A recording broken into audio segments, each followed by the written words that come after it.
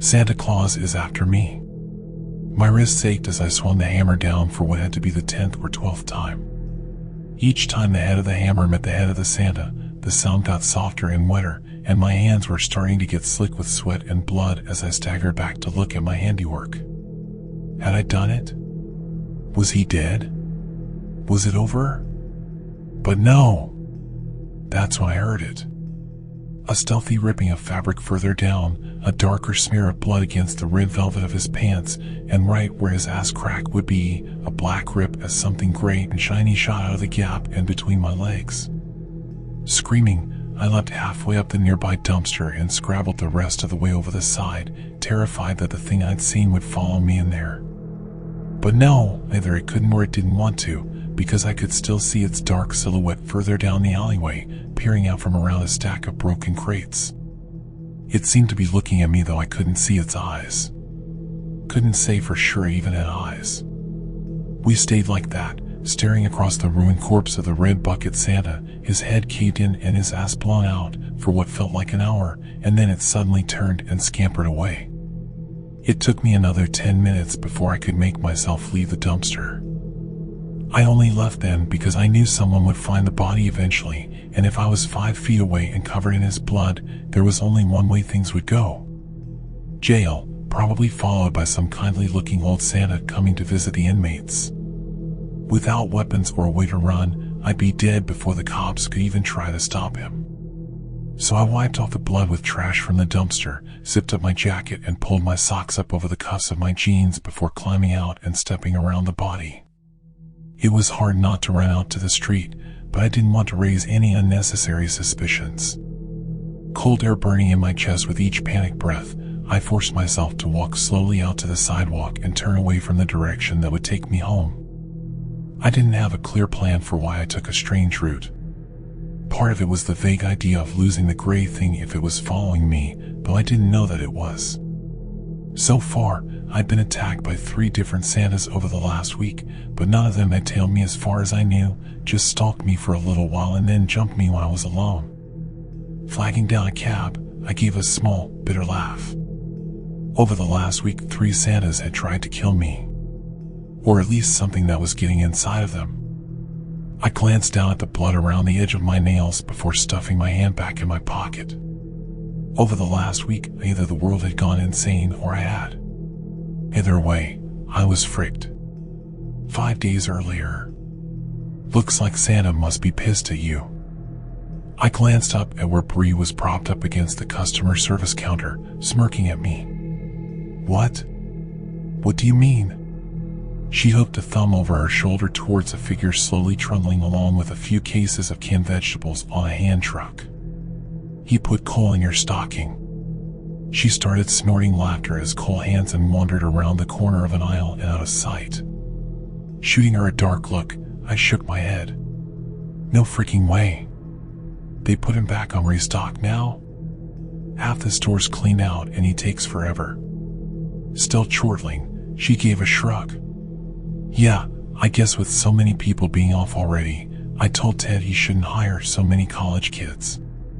They're back home and we're stuck with a skeleton crew. I gestured impotently in the direction of where I'd last seen Cole. But he's a moron. I know he's Ted's wife's cousin or some shit, but he can't even use a pallet jack, and he moves like a freaking turtle. I looked back at her, desperation in my voice.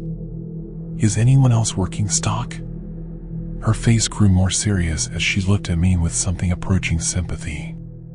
No, and before you ask, I can't stay past 9. Mom's having an early Christmas party and she'll skin me if I don't come straight after work. I nodded. Yeah, that's fine. I'll help him do it. It'll still take hours, but I can't leave until it's done or Ted will be pissed in the morning. Bree gave me a grin. Perks of being assistant manager, right? Snorting, I checked my watch. Half an hour until closing and then I could go start stocking the shelves. Cole would probably have at least 10 cans of peas back out by then. Frick me. You say so. Thanks for the help tonight, man. I swear I'm going to ask Ted to give me another chance with the pallet jack soon. Locking the door, I turned to look at Cole. He was an idiot doofus, but he wasn't a bad guy. "Sure, man. No problem. And if he okays it, I'll be glad to give you tips on how to steer it and all, okay?" Cole's face brightened. "Hey, cool, man. You have a good night, yeah?" It was after midnight, and as I turned to look out at the empty parking lot, I saw my car alone in the farthest corner of the lot. Cole apparently wasn't aware of the employee parking rule, as he was already to his car and gone by the time I made it halfway across. I hated this parking lot. It was big and dark, and when it was this late and cold, it felt terribly lonely, like I was the last person left on the planet.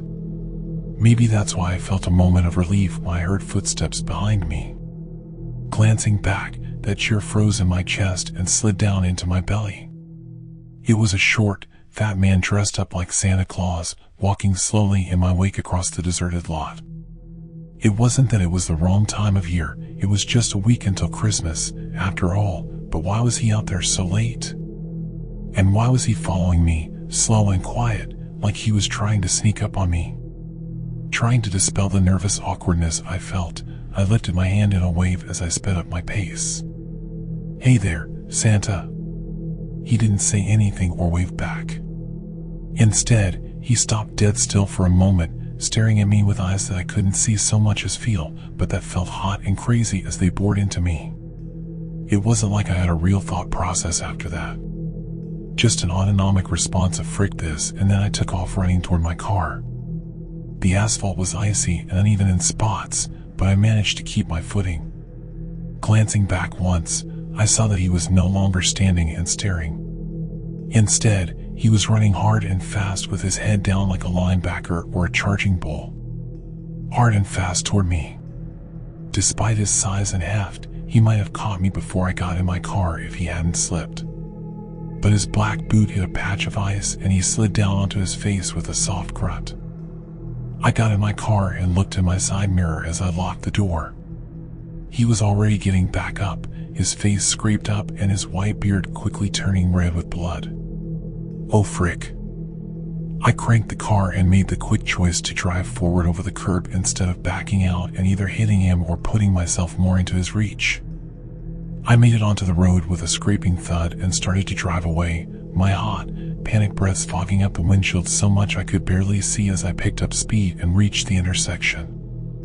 I made the turn fast, and only when I was 50 yards past turning did I look back in my rear view. He was still behind me, running into the intersection and turning too. That's when the truck ran him over. It was a big truck, one of those with an extended cab and double wheels on the back. Something for construction maybe. Either way, it ran him down at a good speed before slamming on the brakes and skidding to a halt.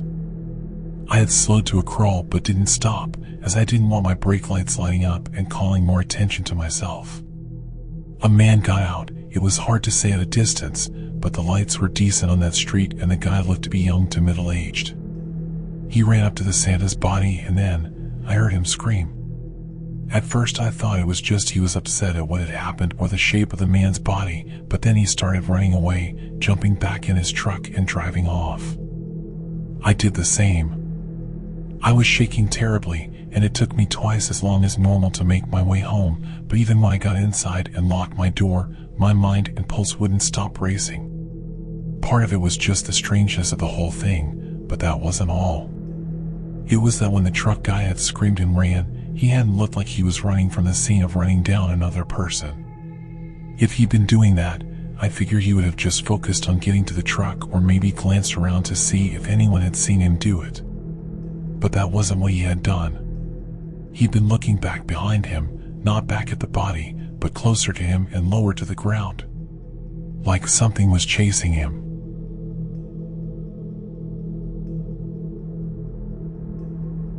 The expedition. I have always been in love with conspiracy theories back when I was young. There was something extremely intriguing about the mysterious nature of them. The mere uncertainty of whether spaceships or cryptids were real or not aroused a specific kind of curiosity in me. It made me want to go out there and find out for myself. It made me wonder whether those myths and legends were strictly fictional or whether there was in fact some truth to them. Back when I was a little kid, I used to believe everything I saw, and since my parents decided to leave me all the freedom I wanted to view anything across the web, I was able to delve into each possibly imaginable mystery. From various creepypastas to countless internet mysteries, I was engaged in everything. As I started to grow up, I realized that none of the so-called mysteries were real, at least not how I had imagined them. Hence, I ceased to be naive and left behind my guilty pleasure of researching unsolved cases that were characterized by something that was yet to be deciphered, something utterly unknown. I decided to invest my time in sports instead, and when I entered high school, I was able to make the varsity team. Time passed and I eventually reached my junior year. School was not particularly pleasant, especially being the only black guy surrounded by a bunch of Kentucky hillbillies, but I did what I could and managed to befriend some people. In fact, I would go as far as to call myself back then popular, since I had a very easy time with girls, a fact that was supported by my presence in my school's athletic community. As a consequence, most of the people I sat at lunch with were people from my basketball team. One particular autumn day, sometime around late September or early October, I was enjoying the exquisite American cafeteria cuisine. The weather was crisp and the sun was still shining around the clock, but the leaves had started to fall to the ground, creating an enormous carpet of orange and yellow leaves that I loved to gaze at. While slurping down my watery chocolate milk, I heard my friends enter the cafeteria. "You fricked up, David. Your parents are gonna whoop your ass like Abel's great-grandparents got their asses whooped back 200 years ago," said John, who had built a reputation for never holding anything back whatsoever, regardless of the subject matter, as the rest of the guys sat down at my lunch table. Racist jokes were common, and I myself happened to find them funny, so I never objected and even laughed at them too. Man, give me a break. AC isn't even that bad. I wouldn't be talking trash if I were you and through some heavenly sent wonder got sick right the day of the exam, reproached Marcus. He was a very laid-back guy, and someone who I felt genuinely liked me as a friend. Every time we hung out, I knew he acted a certain way towards me because that was naturally his way of being, whereas I could tell that the others were stuck into prejudice from time to time. "Did Mrs. Croft display the results?" I inquired. "As always, you got a B, if I'm not mistaken," reported Marcus.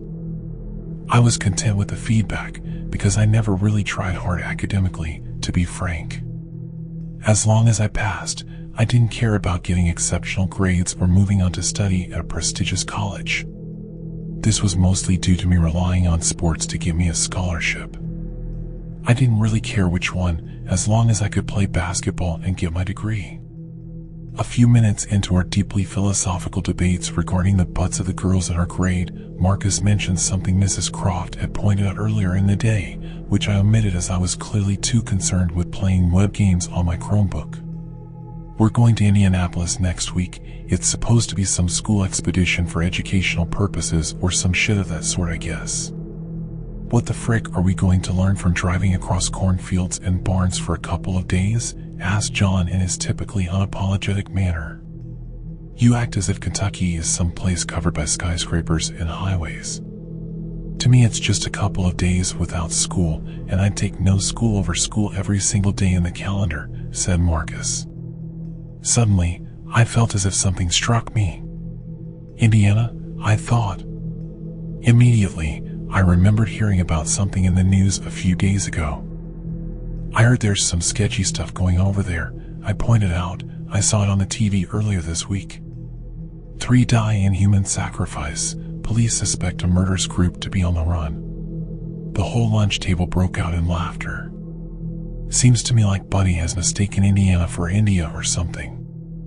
I don't know what news you watched, but the most dangerous thing you'll find in Indiana are the farmers that'll threaten you with a gauge if you lay a foot on their property, and maybe a few cows if you're lucky enough to find any," John argued as he was openly ridiculing me. Fast forward a few days and I'm waiting with my classmates in the school parking lot for the school bus to come. Our teacher is counting us, making sure everyone is present. To this day, I still don't know who thought it would be a good idea to put 70 sweaty teenagers together in a bus without air conditioning.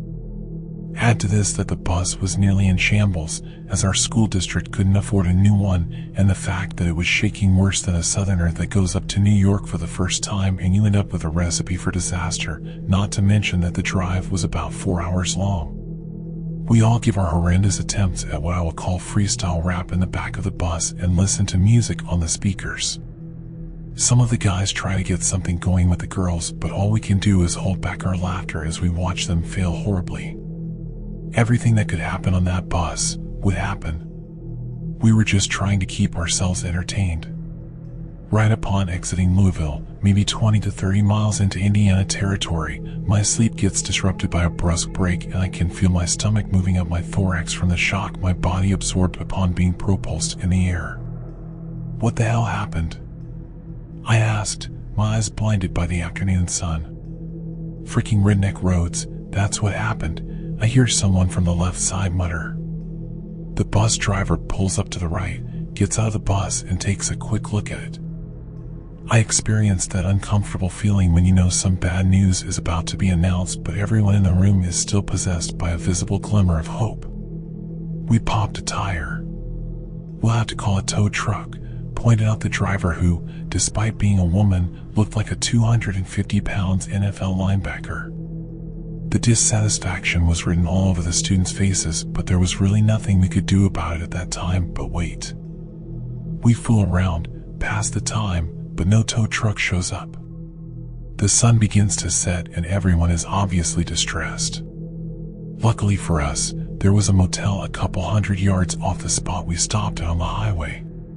The school district financed the whole trip, and to be honest, it was just fair of them to at least give us a place to sleep after making us ride over here in that abomination of a bus that was clearly beyond obsolete.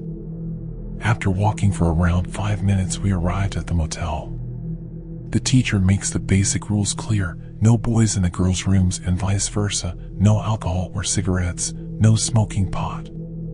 We assumed we would have to get squished in those rooms since we were so many, but it turned out that there were just enough rooms to house 4 people per free space. I group up with John and Marcus, and we take in another guy, Donnie. I only knew him because we had a few classes together, but besides that we did not really interact a lot.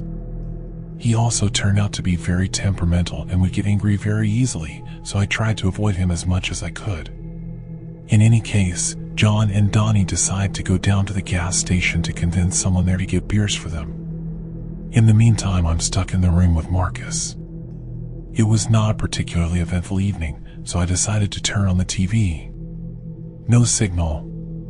For some reason that made me feel uneasy. I go out on the balcony and I'm immediately hit by a revolting smell of burnt metal. I could not tell which type of metal, perhaps copper or iron, but what I could tell was that it was making me dizzy. There were some guys in the room next to ours that shared a balcony with us, but they did not seem concerned even to the slightest. Why was I the only one smelling it? I go back inside and feel increasingly more stressed for some reason I could not make out. I tried to convince myself that I simply had a long day, but the lie was in vain since I had not even an ounce of tiredness in me. I go out on the balcony again and stir up a conversation with our neighbors. The smell seemed to have gone, or at the very least faded a little. By then it was already dark and all you could see was a thin, yellowish line stretching out across the horizon. John and Donnie had returned by the time I went back into our room. As I suspected, their attempt was a big failure. Being unsuccessful might have been the catalyst for them coming up with an alternative idea for an adventure. When it gets pitch black, we sneak out, proposes Donnie. Are you out of your freaking mind? I thought you didn't manage to buy those beers, but by the look of it you gulped them all down right away, rebuked Marcus. I understood him. Our teacher was not the type of person you would like to get into trouble with. She was perhaps the most vengeful person I knew, and the plain thought of her calling our parents made me agree with him even more. I didn't know you turned into a pussy right after we crossed the border to Indiana. Must be the air of the Midwest or something, John revolted. It's simple. We get some of the guys from the other rooms together and we wait until midnight, then we sneak out of the back door in the janitor's room. When we arrived, we had seen the janitor leave through a door at the back of the parking lot, so we figured that since there's a back door that leads out, then there must be a door on the inside that leads inside the janitor's room. Indeed, as we entered, I was able to make out a gray door that was right at the other end of the hallway beneath our room, right next to the shabby elevator. If we hurried, no one would notice. After about half an hour of arguing, considering the fact that we were bored to hell after spending the afternoon in the motel, we agreed to sneak out into the woods. I knew it was a stupid plan, and I knew we did not have the vaguest idea of what we were going to do in the woods, but there was something about the whole thing that got me invested. Perhaps the nostalgia of my early years of internet research on humanoid entities living in the forest got the best of me. I was determined to go out there, and most importantly, I was ready to get scared. A few cans of Dr. Pepper later, we slowly crawled to the room next door, since the creaky floor was too noisy for us to be walking on it. After knocking for about 5 minutes and trying to convince the others that we were not Mrs. Croft, they let us in. John explains our plan to them, and they all seem just as aroused by the idea as the rest of us, besides Marcus, who let himself be persuaded just so he did not have to spend the night alone listening to the radio. At this point, we were about 9 guys. We open the door carefully and again make our way to the elevator, emulating a herd of sheep, something not particularly uncommon to the town of nowhere we were stationed at. About 10 yards away from the elevator, I hear a female voice inquire, "What the hell are you doing here this late?" My heart sank for a moment. I thought of how dumb we were for listening to Donnie's idiotic plan. I turn around and, hit by a feeling of relief, I see Becky, a girl in my math class, standing there and staring at us. We explain our situation to her and she wants to come with us, despite still wearing her pajamas. After running over a couple of buckets in the janitor's storage, we found the backup key and we took it with us so we could enter when we were going to return. A putrid fragrance hit my nostrils as we exited the building. It was not the same as before, but a rather moldy, smoky one. Despite my instincts pleading me to stay at the motel, I keep going. We find an entrance to the woods that one of the guys illuminates with a flashlight. Our trip was a lot less creepy than I had imagined, since we were so many and we had a bright source of light. It felt more like a relaxing evening walk. Everyone else could agree with that, so we decided to go off the narrow path and are now walking through every kind of bush and tree imaginable.